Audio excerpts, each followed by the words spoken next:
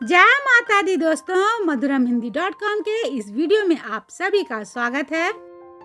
आज के इस वीडियो में जानेंगे कि सबसे पहले किसने की थी छठ पूजा, क्या है इसका महत्व और क्यों बांस के बने सूप का इस्तेमाल किया जाता है। तो इन सारी जानकारियों को जानने के लिए वीडियो पूरा देखिएगा ताकि आपको सही जानकारी मिल सके। आप हमें व्हाट्सएप, फेसबुक और इंस्टाग्राम पे फॉलो करें और अगर आप ये वीडियो यूट्यूब पे देख रहे हैं तो चैनल को सब्सक्राइब ज़रूर कर लें, क्योंकि मधुरमहिंदी.com आप सभी के लिए लेके आता है वर्ड तो त्योहारों से जुड़ी जानकारियाँ। और ऐसे ही जानकारियों को पढ़ने के लिए आप हमारे वेबसाइट पे ज़रूर आइए, क्योंकि हम आपके लिए लेके आते हैं ओरिजिनल जानकारियाँ जो कि कहीं से भी कॉपी पेस्ट नहीं होते हैं। तो चलिए वीडियो में आगे बढ़ते हुए हम जान लेते हैं कि सबसे पहले किसने की थी छठ पूजा। हिंदू धर्म में छठ पर्व का बहुत महत्व माना गया है, जो कि कार्तिक माह की अमावस्या को दिवाली मनाने के बाद मनाए जाने वाले इस 4 दिवसीय महापर्व छठ का व्रत सबसे कठिन व्रत होता है। छठ को बिहार का महापर्व के रूप में जाना जाता है, किंतु अब ये पर्व बिहार के साथ देश के अन्य कई राज्यों में भी बहुत ही धूमधाम से मनाया जाता है। लेकिन क्या जानते हैं कि इस छठ पूजा के व्रत को सबसे पहले किसने किया था और इसकी शुरुआत कहाँ से हुई थी? तो चलिए जानते हैं कि सबसे पहले किसने किया था छठ पूजा। बिहार के महापर्व छठ पूजा को लेकर कई धार्मिक मान्यताएं और पौराणिक कथाएं प्रचलित हैं, जिनमें से एक सीता माता से जुड़ी हुई है। मान्यता है कि माता सीता ने सबसे पहले छठ पूजा बिहार के मुंगेर में गंगा घाट पर किया था और इसके बाद से ही छठ पूजा की शुरुआत हुई, जिसका परिणाम स्वरूप जिस स्थान पे माता सीता ने छठ पूजा किया था वहां आज भी माता सीता के चरण चिन्ह मौजूद हैं। वाल्मीकि रामायण के अनुसार जब श्री राम 14 वर्ष का वनवास के बाद अयोध्या आए तो उनको ऋषि मुनियों ने रावण वध के पाप से मुक्ति पाने के लिए राजसूय यज्ञ करने को कहा। तब श्री राम ने इस यज्ञ को करने का फैसला लिया।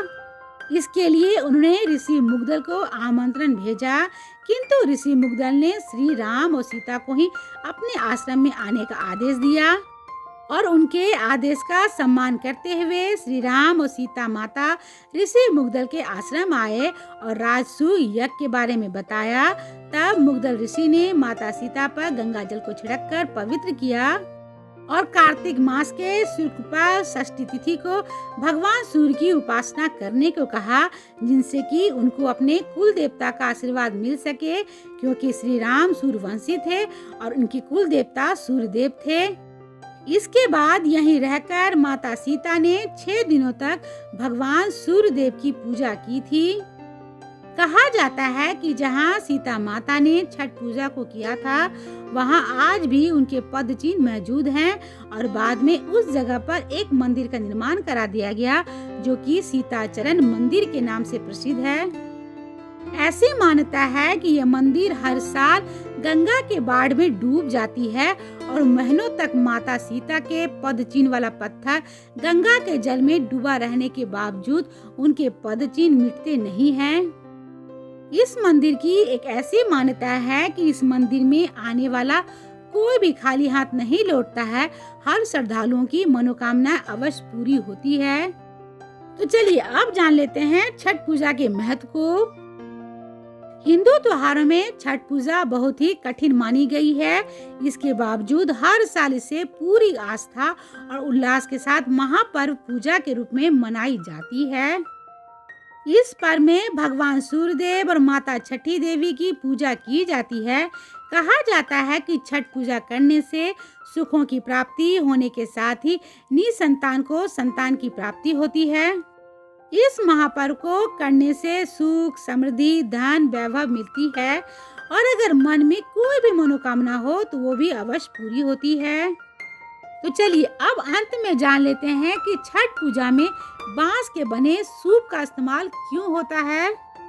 सनातन धर्म में बांस को प्राचीन समय से ही शुद्धता, सुख, समृद्धि और पवित्रता का प्रतीक माना जाता है और शास्त्रों में बांस के बने सूप का बहुत महत्व होता है। मान्यता है कि बांस के बने सूप से भगवान सूर्य को अर्घ देने से परिवार की हर विपदा से सूर्यदेव रक्षा किया करते हैं। धार्मिक मान्यता है कि जिस प्रकार से बांस मिट्टी में बिना किसी रुकावट के बढ़ता है, ठीक इसी प्रकार से वंश भी तेजी से आगे बढ़ता है। यही कारण है कि छठ पर्व में सूर्य भगवान को अर्घ्य देने के लिए बांस के बने सूप, टोकरी या फिर दौरा में फल, मिष्ठान और अन्य वस्तुओं को रखकर घाट ले जाया जाता है। व्रती महिलाएं इसी के द्वारा सूर्य देव को अर्घ्य देती है और छठी मैया को भेंट चढ़ाती है, जिससे छठी मैया उनकी सारी मनोकामनाएं पूर्ण कर देती है। उम्मीद है कि छठ पर्व से जुड़ा हुआ ये वीडियो आपको पसंद आया होगा, तो इसे लाइक करें, शेयर करें और कमेंट बॉक्स में जय माता दी जरूर लिखें। तो मिलते हैं madhuramhindi.com के अगले वीडियो में एक ऐसे ही नई जानकारी के साथ। तब तक आप अपना और अपनों का ख्याल रखिएगा और आप सभी को फिर से एक बार छठ पर्व की हार्दिक शुभकामनाएं। जय माता दी।